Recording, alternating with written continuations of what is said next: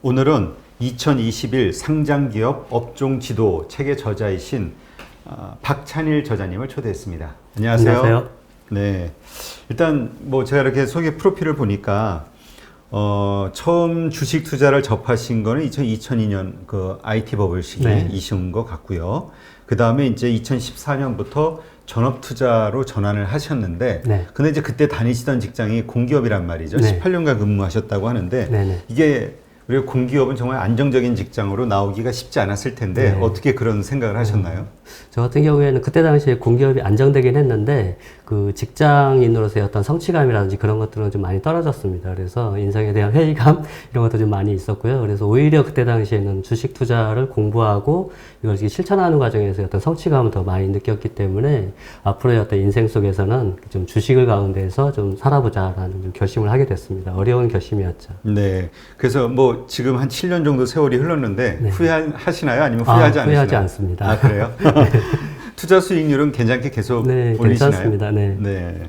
지금 근데 이번에 뭐 그래서 또 지금 투자 성향을 보니까 운영하시는 카페도 가치 투자 플랫폼이시고요. 가치 투자를 지향하시는 것 같은데요. 투자 스타일이 어떠세요? 저는 그 기업의 숫자를 보고 일단 투자를 하고 있고요. 그래서 제가 이제 주로 이제 공부를 이제 워렌 버핏 그 선생님의 책들을 좀 많이 봐왔었고, 그래서 소위 가치라고 하는 것을 주목해서 그 투자를 하는 편입니다. 그래서 숫자가 좋은 기업들 혹은 숫자가 망가져 있지만 향후에 좀 좋아질 기업들을 찾아서 최대한 좀 싸게 보이는 기업을 찾아서 투자하는 편입니다. 네, 그렇군요. 지금 근데 이번에 쓰신 책이 2021 상장기업 업종지도 요 책인데 제가 이렇게 내용을 보니까 그 뭐 테마별, 섹션별로, 섹터별로 이렇게 다 구분을 해 놓으셨는데 이건 어떻게 해서 이렇게 이 작업이 만만치 않으셨을 것 같은데요? 만만치 않죠.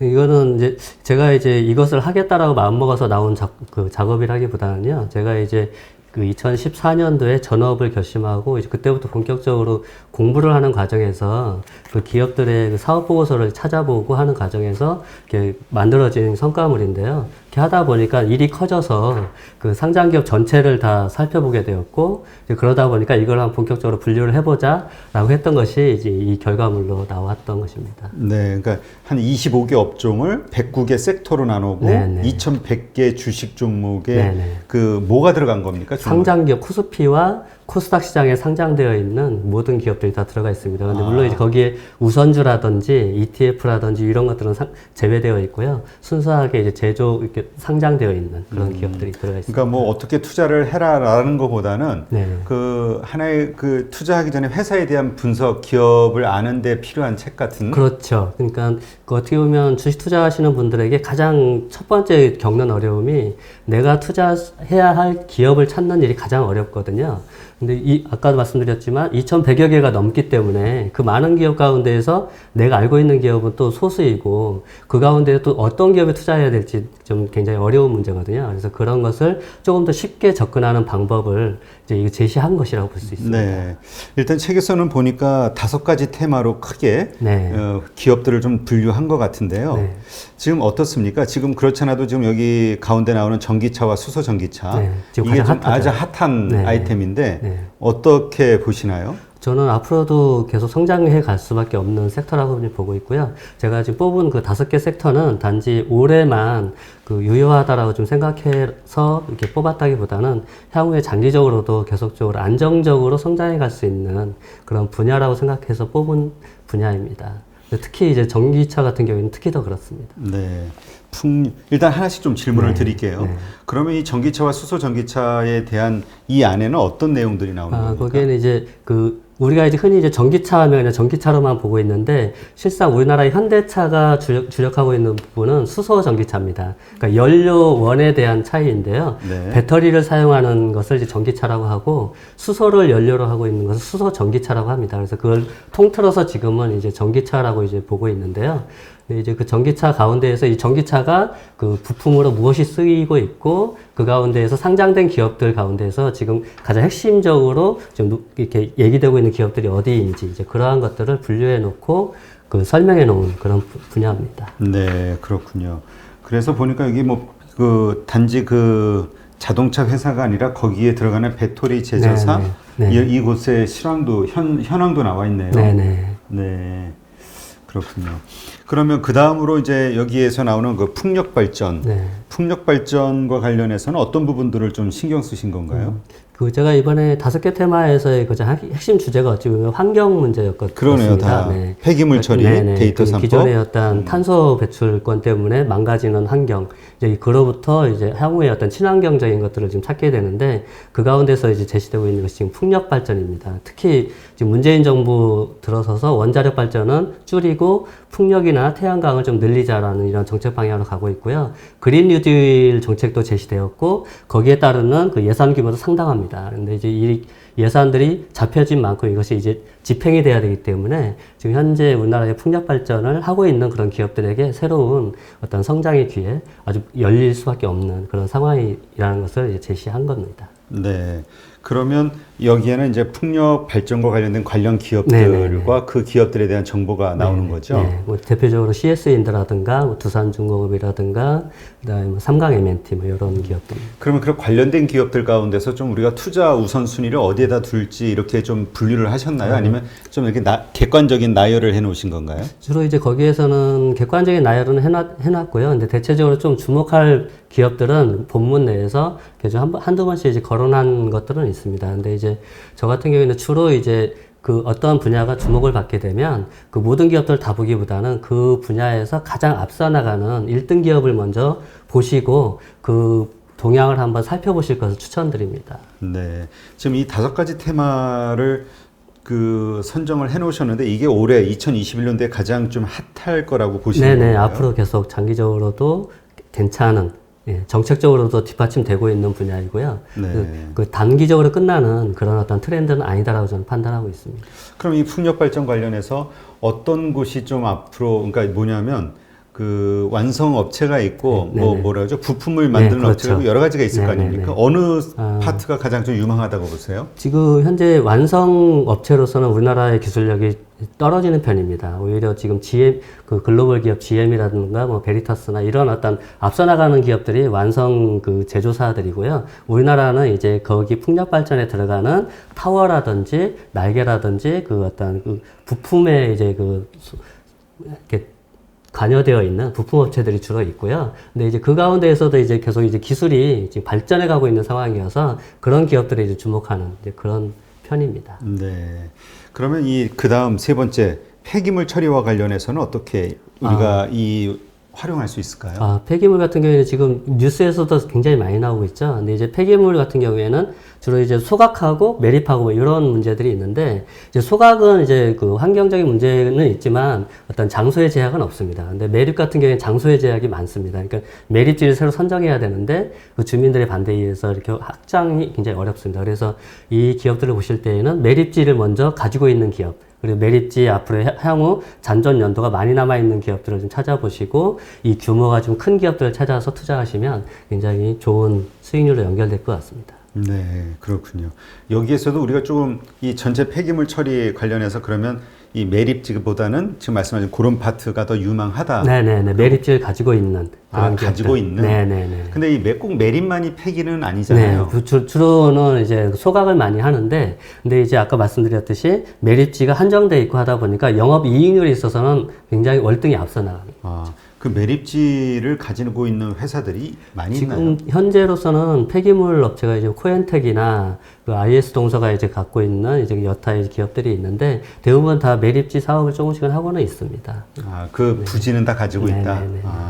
근데 그러면 부지를 가지고 있는 게 중요한 게 아니라 그 규모가 그렇죠. 중요하겠네요. 네. 왜냐하면 이게 이제 쌓여나가면 나갈수록 이것이 또 다 차게 되면 향후에 사업을 더 못하게 되는 이제 그런 케이스입니다. 근데 그냥 언뜻 생각에 부가가치가 별로 높지 않을 것 같다는 생각이 드는데요. 그 폐기물 사업체 그 개별 그 사업성 들어가서 보시면 영업이익률이 최대 50%까지 나옵니다. 그래요? 네. 그렇게 비싼가요? 네네. 환경 문제가 하겠습니다. 이게 환경 폐기물을 그 처리하는 데서 굉장히 어려움을 많이 겪고 있습니다. 저는 이렇게 뭔가 부가가치가 높은 폐기물 관련 업체라고 하면은 뭔가 이렇게 뭐 플라스틱 분해 뭐 이렇게 뭔가 큰 친환경적인 뭐 어떤 화학 회사들 뭐 이런 거를 떠올렸는데 그 화학 회사들에서 만들어지는 폐기물들을 이들이 이제 처리하는 분야이기 때문에요. 굉장히 이익률이 높습니다. 그래서 요즘에 대기업 가운데에서 SK 같은 경우에 이 폐기물 사업 쪽으로 본격적으로 진출하고 있는 그런 상황입니다. 아, 저는 이렇게 폐기물 그 처리라고 하면은 옛날 우리 난지도 막 네네네. 쓰레기 막 네. 쏟아놓는 거 있었잖아요. 그런 차원이 아닌가 보죠? 그렇죠. 그거는 이제 주로 생활 폐기물이라고 보시면 되고, 이제 여기서 얘기되는 것들은 주로 이제 사업장에서 산업 나오는 폐기물? 지정 폐기물, 네. 산업 폐기물이기 때문에. 그럼 뭐 이렇게 어떤 뭐 땅굴 파고 뭐 이렇게 뭐 어떤 밀봉 해가지고 그렇죠. 버리고 뭐 이런 네네네네. 건가요? 네네. 아, 그렇군요. 요즘에 시멘트 업체들도 지금 대표적으로 쌍용량회나 이런 시멘트 업체에서도 그 이러한 어떤 폐기물 업을 하게 해달라라고 지금 나오고 있는 지금 그런. 아, 이거는 지금 허가제인가요? 네, 허가제입니다. 철저하게. 아, 그럼 네, 이게 아무나 들어올 수 있는 영역이 아닙니다. 아, 그러면 이게 일단 뭐죠? 사업자 허가만 받은 것만 해도 메리트가 일단 좀 진입 장벽이 있는 거죠. 굉장히 높은 거죠. 알겠습니다. 데이터 3법 올해 아무래도 작년 하반기에 이게 네. 통과가 되고요, 법이. 네. 데이터 3법이 이제 좀 뭔가 좀 화제가 될 것 같기는 한데 네. 그래도 좀 와닿지는 않거든요. 네, 아직은 이게, 예. 이렇게 본격화되어 있지는 않는데요. 이건 조금 더 시간이 좀 걸리는 분야이긴 합니다. 근데 이제 제가 이것을 제시한 이유는 네이버라든가 카카오라든가 이런 어떤 핀테크 업체들에 대해서 좀 주목을 좀 하셨으면 하는 그런 의미에서 좀 넣었고요. 요즘에 또 새롭게 이제 아직 상장되어 있지는 않지만 향후에 이제 상장도 될 수 있는 토스라고 하는 기업이 있습니다. 핀테크 기업. 이제 이런 기업들이 대부분 이제 이 데이터 3법에 의해서 수혜를 받는 대표적인 기업인데요. 이제 앞으로의 어떤 사업 영역들이 다변화되어가는 이제 그런 어떤 기반을 만들어주는 것이 데이터 3법입니다. 네. 근데 우리가 일단 기본적으로 데이터 3법 하면 떠오르는 게 금융기관이 먼저 네, 떠오르거든요. 근데 요즘 뭐 아시겠지만 PER도 정말 못 받고 네, 네, 금융기관 인기가 네, 없잖아요. 네. 가격도 잘 네. 밸류도 낮고. 그런 이유가 있습니다. 그러니까 여기에서도 이제 보시면 기존에는 은행이 그 모든 사람들을 끌어가는 어떤 갑의 관계였다면 지금은 은행이 을의 이치로 지금 이렇게 전환되는 지금 시대라고 저는 생각하고 있거든요. 그러니까 지금 예전 같은 경우에는 네이버 카카오페이라든가 이런 네이버페이를 할 때에 은행에 가서 은행에서 이렇게 해달라고 했다면 지금은 네이버에서 혹은 카카오에서 은행을 불러와서 이렇게 연결시켜주는 오히려 지금 갑을 위치가 지금 바뀌어 있는 상황이거든요. 핀테크가 이렇게 내세워지듯이 좀 그런 것들도 좀 없지 않아 있는 것 싶습니다. 그러면 그 우리가 이 데이터 3법과 관련해서 그럼 어떤 곳에 뭐 기존의 금융주들은 아닌 거잖아요. 네, 일단은 신용평가사들이 있습니다. 아, 개인의 신용평가를 그 신용을 평가해서 제공해주는 업체들이 있습니다. 아, 우리 보통 뭐 나이스 뭐 나이스 평가 정보는 결제업체고요. 아, 네. 그런가요? 네. 그래서 뭐가 보시면 있죠? 여기 금융 쪽에 보시면 여기 핀테크 쪽에 신용평가사가 있습니다. 네. 네, 여기 밑에 보시면 SCI 평가 정보, 나이스 평가 정보라고 있습니다. 이 나이스 평가 정보에 아까 방금 말씀하신 나이스 정보 그 그룹 내에 있습니다. 이 기업들이 두 개의 기업들이 이제 개인의 어떤 정보를 평가해서 금융기관에 제공해서 수익을 얻는 그러한 기업들입니다. 아, 그러니까 실질적인 금융사보다는 금융사의 신용평가. 정보를 제공해주는 네, 네, 네. 그 업이 이 데이터 네. 3법을 통해서 이제 확장이 되어 나갈 수 네. 있죠. 네. 뭐 그 외에 또 다른 어떤 뭐 가능성 있는 기업들이 있나요, 분야가? 그쪽에는 이제 아직은 나타나고 있는 기업은 핀테크 이제 쪽에서는? 네이버하고 카카오 정도 있고요. 아직은 이제 더 이상 나타나는 분야는 아직은 없습니다. 그러니까 신용평가사, 네. 신용평가 기업들 위주로 네. 이 데이터 3법의 수혜주로 생각하고 압축을 해야겠네요. 네, 근데 이제 향후에는 이제 이 데이터 3법을 가지고서 여러 가지의 이제 사업적인 영역들이 만들어질 텐데 이제 그것을 이제 주목을 해야 되는데 그걸 지금 당장 이것이 어디 파트가 있다라고 얘기하기가 좀 어려운 그런 것이 있습니다. 그렇군요. 아, 이 그림 보니까 네. 편하네요. 그럼 언택트 뭐 작년에 아주 화제가 됐던 그렇죠. 그 뭐라 그러죠? 키워드죠. 네. 이 언택트를 이제 5번째 테마로 잡으셨는데 네. 요거와 관련해서도 좀 설명을 해주시죠. 언택이 어찌 보면 작년도에 가장 핫했고 이제 올해 같은 경우에는 또 다시 언택이 가지 않겠느냐 하는데 지금 또 테크 쪽을 또 많이 얘기하고 있지 않습니까?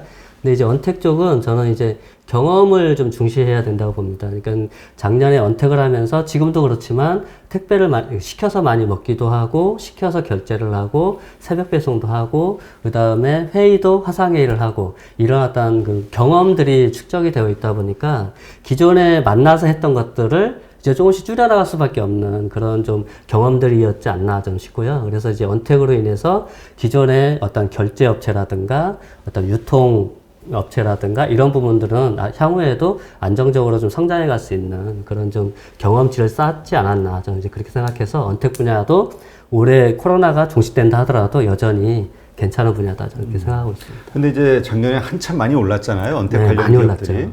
그리고 이제 약간 횡보 조정을 좀 네. 하고 있는 것 같은데 올해 다시 또 괜찮을까요? 주도주로 나올까요?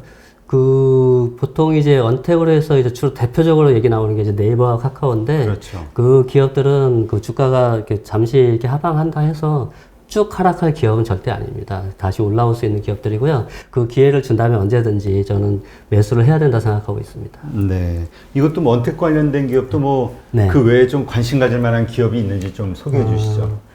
언택 같은 경우에는 이제 이 업종이 대부분 다 많이 좀 분산되어 있습니다. 언택 쪽은 한쪽만 이렇게 그러게요. 다 얘기된 것은 아니고요. 우리 네이버하고 카카오만 전부 대표적으로 네, 얘기하지. 이게 이제 인터넷이 이제 대품으로 그렇고 이제 그 유통운수 쪽에서 이제 보시면 이제 결제업체도 있고요. 결제업체, 핀테크 쪽에 결제 대행 업체들 있지 않습니까? 네, 그쪽도 네네, 언택이고. PG사들하고 그다음에 휴대폰이나 간편결제 쪽 이쪽도 굉장히 작년도에 좀 주목받았었고 여전히 좀 주목받을 수밖에 없는 분야라고 좀 보여지고요.